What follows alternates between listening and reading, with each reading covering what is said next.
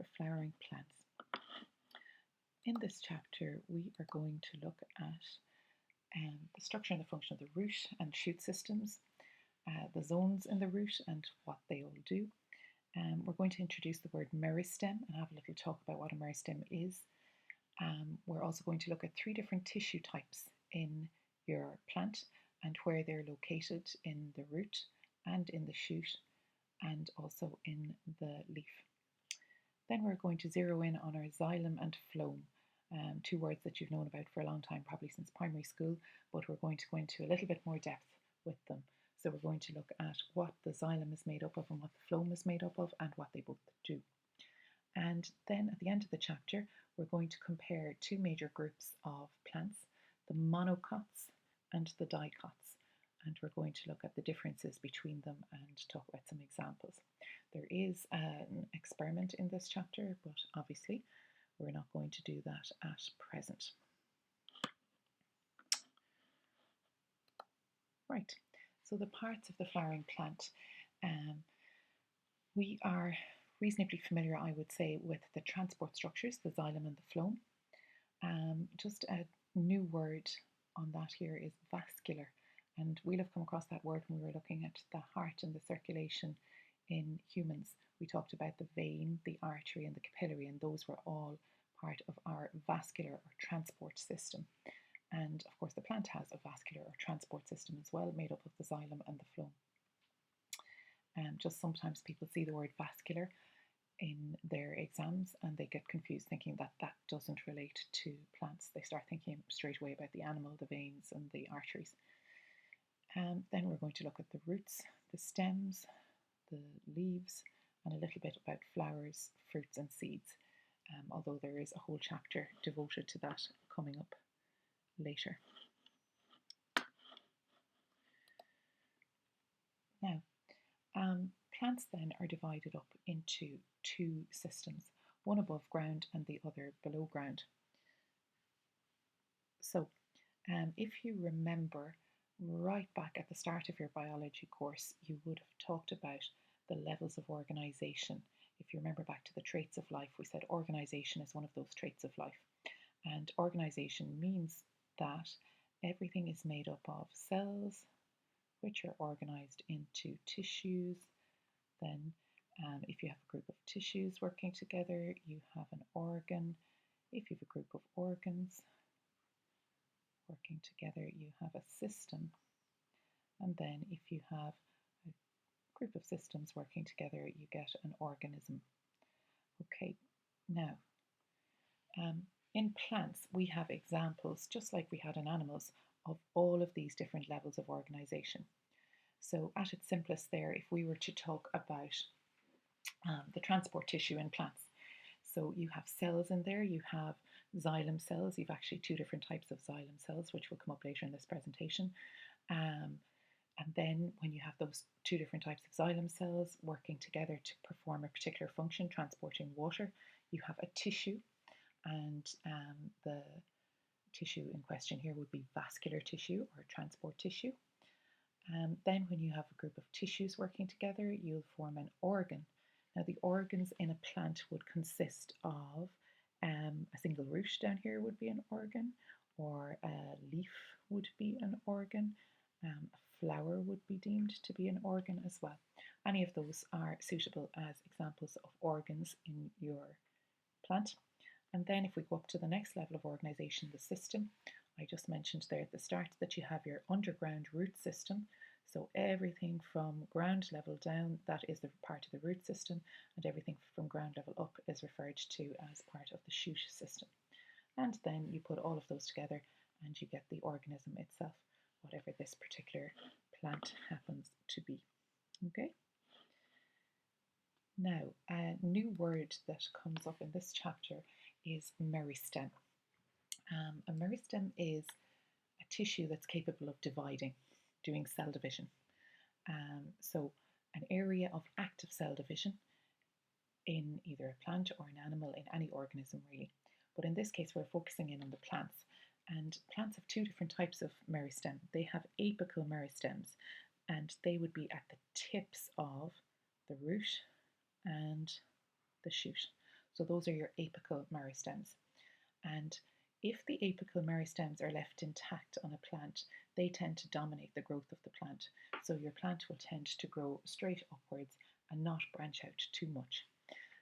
However, there are other meristems as well, these lateral meristems here, and sometimes they are referred to as your nodes.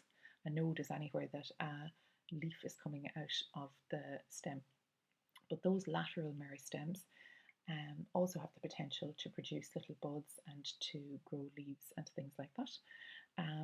But in particular, if you cut off your apical meristem up here, then a lot of the plant hormones or growth regulators will go to the lateral meristems instead, and you will get a lot of growth happening in those lateral meristems. And if you've loads of growth happening in those meristems, then you'll have a short and bushy plant.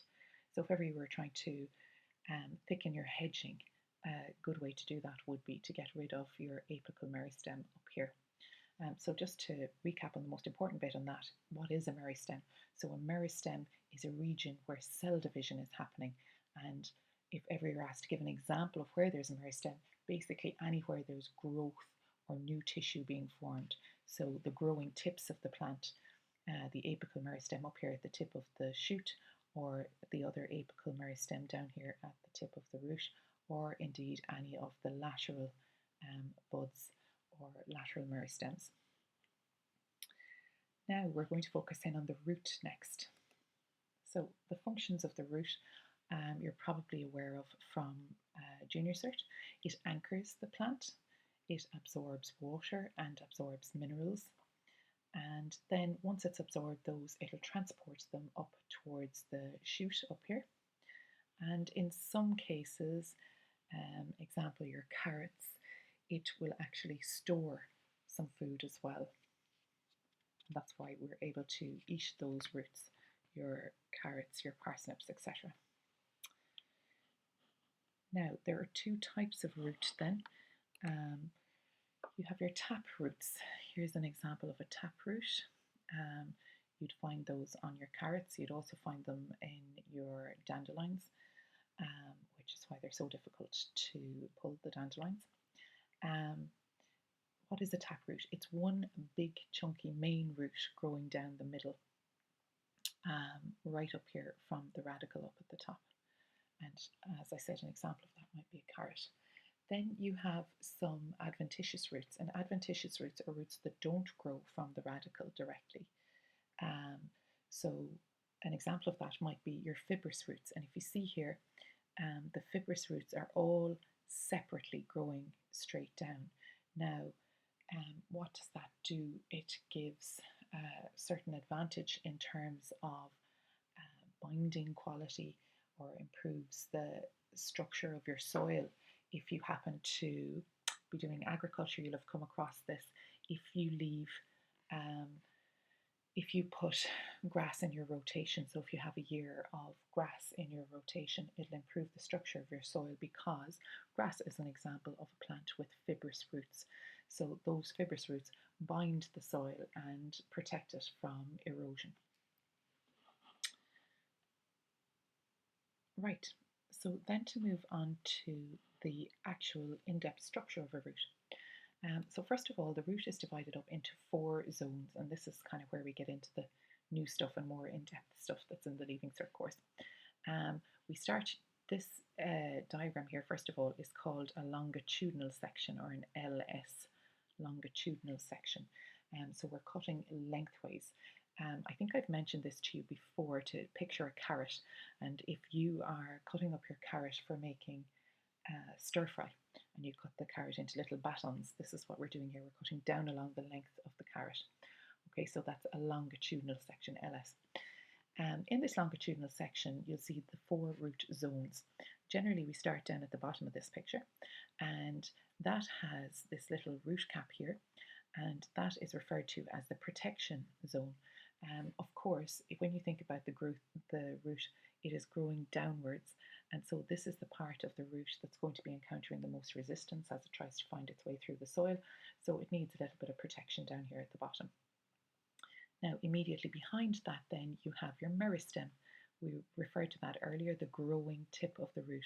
So that's your meristematic tissue, which means tissue that is actively undergoing cell division. So that's where you're getting lots of cell division happening here, and therefore that's where you're having your growth in your root. Now, when the cell division happens, those cells are really tiny. So if you go to the next zone here, you have what's called the elongation zone, which is just where the root stretches effectively because the cells are getting bigger. But all of those cells are exactly the same as each other. They're formed by the process down here in the meristem of cell division, which is called mitosis. And mitosis is a type of cell division that makes exact copies of the cells. So all of these cells are exactly the same as each other. But of course, we know from looking at a plant that there are lots of different types of tissue in the plant, all with different functions. And that differentiation, where effectively the cells all get their different jobs, happens from here up in the differentiation zone. You'll notice here, now it's not the best diagram, but you'll notice these little projections here on the outside of the root. Those are called root hairs, and they are there for absorption. In here in the middle, we have some vascular tissue for transport, and we'll be doing about all the different functions of the tissues in a later diagram. But for now, we need to know the protection zone, which is down at the bottom. Then after that, we have the meristematic zone, which is where the cell division is going on, the elongation zone, where the cells are just getting bigger, and the differentiation zone, where all the cells are getting their different functions. So just a quick recap on that again. Down at the bottom you have your protection zone, and in that protection zone you see this little root cap here, which is protecting the root as it grows down. After that we have our meristematic zone, where new cells are produced by mitosis, that's your cell division. Next you have the elongation zone, where the cells get bigger. And then up at the top you have the differentiation zone, and this is where your cells get their different functions. Now there's three types of tissue that we're going to look at here. Once your cells start to differentiate into different tissues and different functions, for the whole rest of this chapter we're going to be looking at where are these tissues found. And the three tissues are dermal tissue, ground tissue, and vascular tissue. Now, dermal might remind you of a word that we've already come across. Dermal, dermatitis, your epidermis. Dermal is the skin, if you like, of the plant. It's on the outside, and as you might imagine, its main function is protection. Then look at the bottom one, your vascular tissue. As we mentioned already, that's your transport tissue, and that's made up of your xylem and your phloem. And then finally, filling in the space between the dermal tissue and the vascular tissue is where you find your ground tissue. And that gives a little bit of support, a little bit of support to the plant. Let's skip over the learning check since there's no one here to answer my questions. Now, what would happen if we were to cut across the root? So if we were to do what's called a transverse section or a TS, and if you remember, I would refer to that usually as cutting across the carrot. So if you're making stew, the way you would cut across the carrot. What would this zone of differentiation look like? So if we just nip back to that one, we're now looking at a cut right across this guy here. So if we were to cut across that and make a transverse section, what would it look like? Right, so here's what you'd have. On the outside here, you'll see we have the dermal tissue going around the outside just like a skin.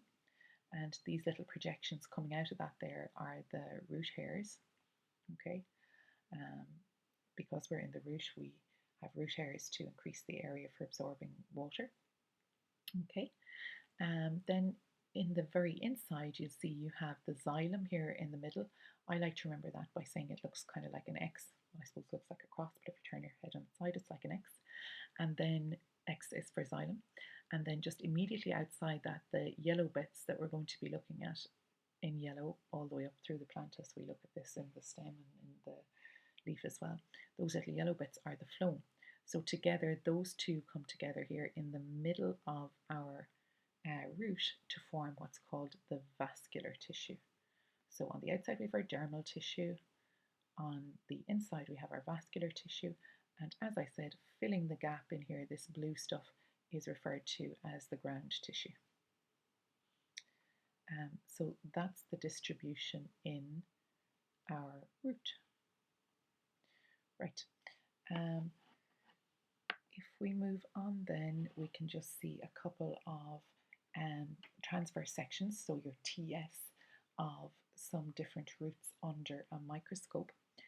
So this one is on a relatively high power, but not the highest.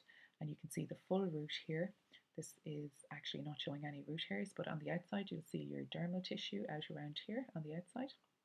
Then skip into the middle there and you can see your xylem in the little cross here. Xylem. And you can see your phloem outside it. And they form the little ring in here of vascular tissue. And then finally filling in the gap in between. So that's basically everything from there out to there is your ground tissue. Great. Now if we were to zero in a little bit further on that, we can see right into the inside there. So if we've just magnified it a little bit more, we will see our xylem in the big X here in the middle. See the phloem there, phloem, phloem, phloem. And outside that you'll see the ground tissue out around here. But this is just zeroed in a little bit more, a little bit zoomed in. Right, so just to recap then on where the different tissues are in your root in the longitudinal section. So this is your LS, this is carrot cut on a batten. Okay, on the outside you have your dermal tissue out here and out here. Then on the inside, right in the very middle, you have your xylem. And just outside that you have your phloem. And then filling in the gap in between that vascular tissue and the dermal tissue, you have all that blue stuff, which is the ground tissue. So just again, we've dermal on the outside. We have vascular tissue in the middle, which is made up of the xylem and the phloem. The xylem on the inside and the phloem here, so that's the vascular tissue. And then in between those, filling up the gap, is the ground tissue. We'll skip over the learning check there again. Now we're going to move on to look at the stem. And you'll know from Junior Cert that the main functions of the stem are to give support to the aerial parts of the plant, like the leaves and the flowers, to hold them up at the best angle so that they can, the leaves can do photosynthesis. Also, it transports food and water and minerals from the roots up to the aerial parts of the plant where they might be needed in the leaf or in the flower or in the growing parts. Also, some stems do food storage, and an example of that would be a potato. A potato is what's called a stem tuber, and so it is storing all its food in the stem. Now, you could also be presented with a picture of a woody stem, and that has actually come up in the exam before. And here we can see on this particular woody stem, you'll see the terminal bud up here at the top. You have some little lateral or axillary buds here on the side. These little dots along the stem are actually little openings in the wood, and they're there for gas exchange during the winter. If you think about a deciduous tree and it has lost all its leaves during the winter, well, it needs still to have some way of letting oxygen and carbon dioxide diffuse out and in, and that mechanism is here, these little openings on the stem called lenticels. And just to have a look at that question that came up before, here's a diagram of a woody stem during the winter, and you're asked to label what the parts are. So A here is a terminal bud. B is called a leaf scar, so there would have been a leaf there and it would have fallen off. C then is called a scale scar, or another word for that is a girdle. It's, I suppose if you look at it, it kind of looks like a girdle. And the girdle is where last year's terminal bud was. So each year you can see the growth of this particular stem. So it would have grown. There's a girdle from a few years back, then up to here. There's another girdle, or a scale scar as it might be called. There's its growth in the second year, and then the third year it has grown very well actually in this last third year. Then are there any little lateral buds? Yes, they are. Here's the lateral bud D. And then we can see lenticels generally kind of all over the place on the stem. Now, so to focus in then on our transverse sections of our stem, well, now we are introducing two new words, a dicot and a monocot. So the first one we're going to look at is a dicot stem, and we're doing a transverse section, so we're cutting across it. And again, we're going to look at the three main tissue types. So where is the dermal tissue? Where is the vascular tissue? That's the xylem and the phloem, the transport tissue. And where is the ground tissue?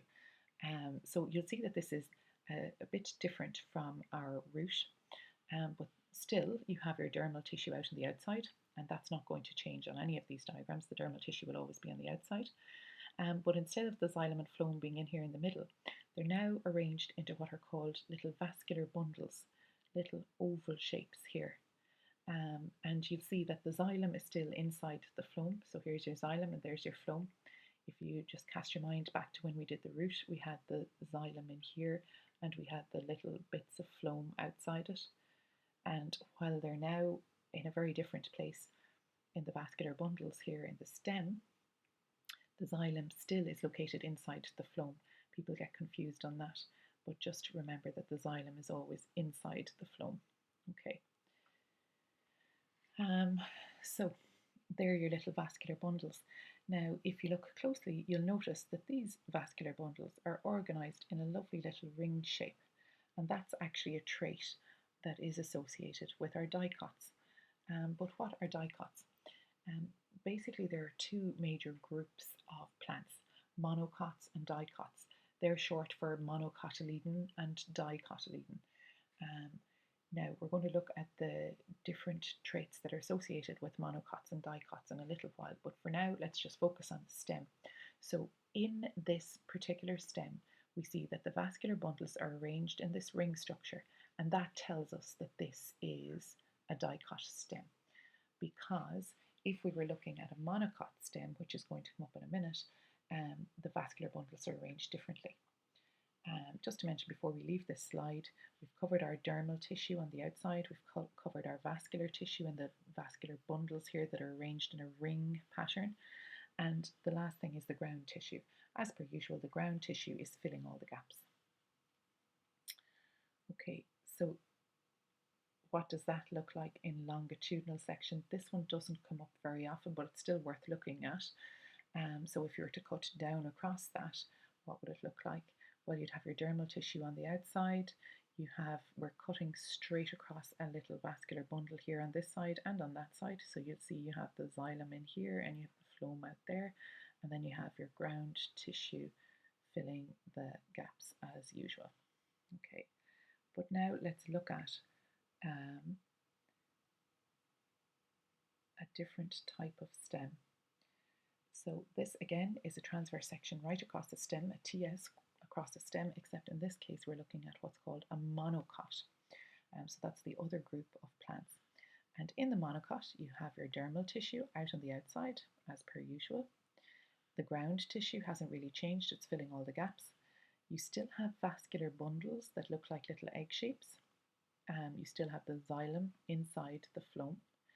However, these vascular bundles are not in a ring structure. They're basically all over the place, or the word they use for that is scattered, or you can just say not in a pattern. And that is a trait that's associated with a monocot stem. So if ever you were shown a picture and asked to label it, and you had labelled all the parts like the dermal tissue, the ground tissue, and the vascular bundles, you might be asked where's the xylem and what's the function, where's the phloem and what's the function, and then you might be asked, is this a dicot or a monocot plant, and explain your answer. And the answer for this is it's a monocot plant, and the reason is because those vascular bundles are scattered. They are not in a ring pattern. Okay. Now let's have a look then at the leaf, the last part we're going to go into detail about in this chapter. So the functions of the leaf, you've known from Junior Cert, it does photosynthesis, which is how we make food in our plants. It also does transpiration, which you might remember from Junior Cert. Transpiration is where water is lost out through the leaves, and then that causes water to be pulled up all the way up through the plant from the roots up into the stem and on up to the leaves. It does gas exchange, so the oxygen goes out and the carbon dioxide diffuses in through little holes in the leaves called stomata, which will come up in a later chapter. And sometimes they store food. And an example for the leaf storing food would be cabbage. Now, what are the parts of a leaf then? So if you look at the gross structure of the leaf,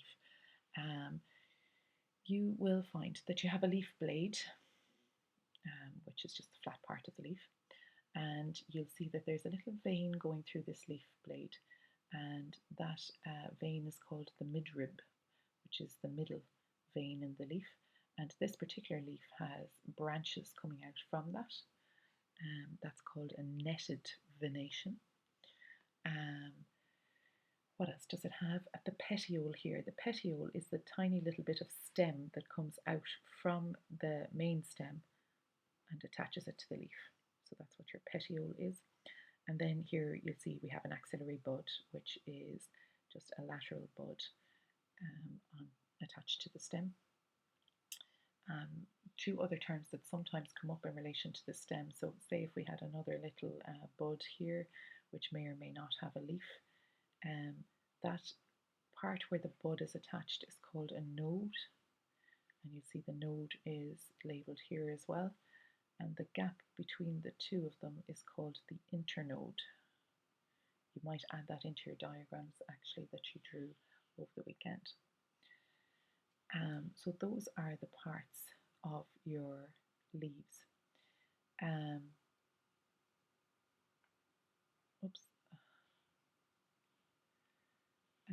Just one last thing that's mentioned here on the slide, that the veins here that are travelling out through the leaf, they contain your xylem and your phloem. They are transporting your water and your food out into the leaf. Now, venation refers to the pattern of the veins on the leaf, and this is related again to whether our plants belong to one or other of those two major groups, whether they are monocots or dicots. So monocots, I always think of grass. The grass has a long, thin leaf like this, and all the veins are running parallel to each other. So a parallel venation is typical of a monocot, and your example is the grass. Generally, if I'm asked to give an example of a dicot, I would always say pick a tree. Don't write the word tree because tree refers to a whole group of organisms, but pick any tree. So say an oak tree or a horse chestnut tree. There are some flower examples. They tend to be the woody flowers like a rose or something like that. And all of those plants, the trees and the roses, you'll notice that their leaves, first of all, tend to be broad rather than skinny or thin, and they have a main little vein or midrib going up the middle, and then they have branches coming off it, and that's called netted or reticulate is another word for it, but netted venation is absolutely fine. You don't have to say reticulate. So those are the characteristics of your monocots and your dicots when it comes to venation. Now, tissue location in the leaf doesn't really come up, but it's still worth mentioning. Your dermal tissue is going to be on the outside, so it's going to be up at the top. This here we've just cut straight down through a leaf, so we're looking in from the side if you like. So this is the top of the leaf here, and this is the bottom of the leaf. So you've dermal tissue covering all of the top of the leaf up along here, and you also have dermal tissue covering the bottom of the leaf down here. Then where are your vascular bundles? Well, we can see a little vascular bundle in here, so we can see our little xylem and phloem in there. And then what's filling the gap? Yes, as per usual, it is our ground tissue. Okay, so those are the locations of the tissues in the leaf, not likely to come up, as I said. The questions tend to be very much focused on the root and the stem. Now, the last bit of the plant is the flower, and the function of the flower is for reproduction in the plant. There's a beautiful daffodil, just to quickly draw your attention to the fact that that daffodil has 1, 2, 3, 4, 5, 6 petals. That's just going to come up in a little bit. We're not going to worry too much about what the flower does at the moment because there's a whole chapter based on it. But all you need to know for now is the function of the flower is for sexual reproduction in the plant. Okay. Now, a little bit more depth about our vascular tissue. So we've already known from primary school probably that there is a xylem and there's a phloem. And we probably also know, that the xylem transports water and that the phloem transports food. New piece of material here, as well as transporting water, your xylem also transports minerals because those minerals happen to be dissolved in the water when the water comes in from the roots. Right, now though, what is this xylem tissue made up of? Well, the xylem is made up of two different types of cells. We have our xylem tracheids and we have our xylem vessels. The tracheids are kind of primitive, I suppose you would say, and they tend to be found in the more primitive species like your conifers. Then if you look at the xylem vessels are bigger. They look kind of like tubes, which is what you might expect for your xylem because it is going to have to transport something through it. So a tube is particularly well suited to doing that. When the xylem tracheids and the xylem vessels are fully mature, they're actually a dead tissue. So xylem is referred to as a dead tissue, unlike the phloem, which is coming later. Now, what are the parts of these tracheids then? So the tracheids are long, they're tapered at both ends, which means they just come into a little point at both ends, and they tend to overlap each other like this, and they have holes in the sides of them called pits, and those pits allow the water with the minerals dissolved in it to move from vessel to vessel, because of course that's the function of them, is to transport water. Now the walls are also strengthened with a material called lignin, and we've come across lignin before as an example of a structural carbohydrate, and that lignin is what gives strength to the xylem vessels.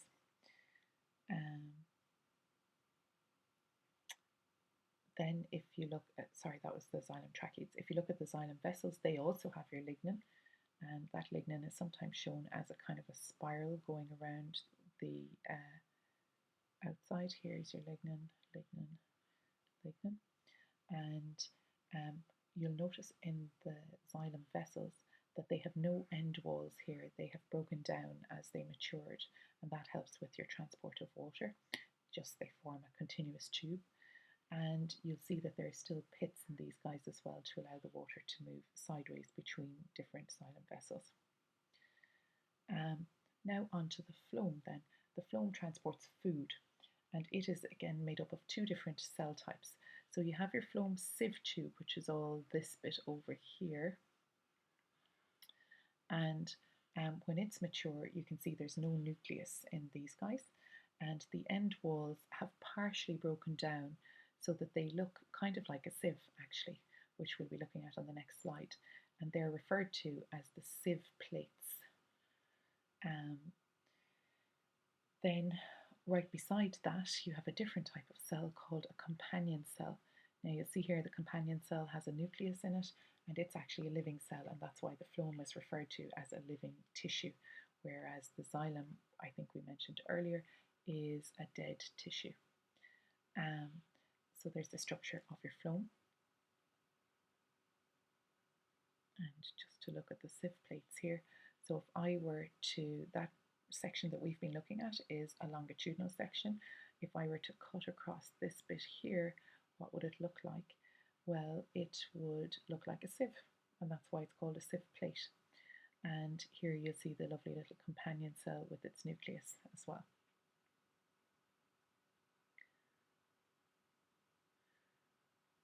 Right. So the last section in this presentation is to look at the two major groups of plants that we talked about, the monocots and the dicots. So why are they called monocots and dicots? Well, first of all, they're called monocots if they have one seed leaf, which is one food store, if you like, in their seeds, one cotyledon, okay, in the seeds. Then they're called dicots if they have two of them. A good example for your monocot I've already mentioned is grass. The example of a dicot proposed here is a buttercup, which is okay as an example as well. Although personally I prefer to use one that's woody. As I said to you earlier, pick a tree and you can't go wrong if you're asked for an example of a dicot. So what are the differences between them? Well, the one that gives them their name, first of all, is the number of cotyledons in the seed. That's the number of seed leaves or food stores in the seeds. The monocots have one and the dicots have two. And then we've already looked at the arrangement of the vascular bundles in the stem. So if you remember that transverse section here, in the monocots, the vascular bundles could be kind of anywhere. They're just scattered around. Whereas in the dicot, they're in a lovely ring structure. Wouldn't be known for my artistic ability, but they're in a lovely ring structure in the dicot stem. Then what about our leaves? The leaves in the monocots tend to be thin with parallel veins in them, and when you're talking about the dicots, you tend to have a broader leaf and they tend to have netted venation. Then the number of petals. They tend to be in threes or in multiples of three in the monocots. So that's why I was pointing out to you earlier, brace yourselves for a really lovely diagram, that there were 6 leaves on our little daffodil. And they tend to be in 4s and 5s in the dicots. So that would be the case with your buttercup that we're looking at there. Not quite as nice a diagram, but a lovely 5 petals in your buttercup. And that's not just the petals either, it would be the male and female parts of the plant, which will come up in the sexual reproduction chapter as well. And then finally, your monocots are nearly all herbaceous. What does herbaceous mean? It means they've no wood, they don't have a woody stem. Whereas your dicots could be herbaceous, but they could also be woody. And that's why I say that when you're looking for an example of a dicot, you pick a tree. So you say oak tree, you say ash tree, sycamore tree, whatever. Whereas when you're looking for an example of your monocot, pick a really simple one with nice thin leaves like your grass or daffodils. Okay, whoops, skipped one. So just a pictorial representation of that. There's your monocot. So in the seed, you'll see that there's just one food store, whereas in the dicot in the seed, you can split it in two and you have 2 lovely food stores either side, 2 seed leaves. Then in the stem, what about your vascular bundles? They're scattered in the monocot, whereas they're in this ring structure in the dicot. Then onto the leaf, the veins are parallel, meaning they're just straight down like that, whereas the venation or the distribution of veins in your dicot is that they're netted. And then the flower parts are arranged in multiples of either 3 or multiples of 3, so 1, 2, 3, 4, 5, 6 in this case, or in your dicots they tend to be in 4s or 5s, so 1, 2, 3, 4, 5 in this one. And that brings us to the end. So that is structure in flowering plants.